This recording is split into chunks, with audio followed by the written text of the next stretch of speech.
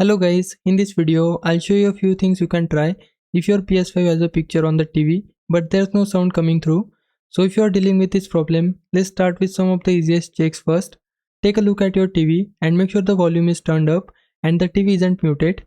Next, check your PS5 controller and make sure you don't have headphones connected to it because your PS5 could be sending the audio to the headphones instead of your TV. You should also check the HDMI connection. Make sure the HDMI cable is firmly connected to both your PS5 and your TV.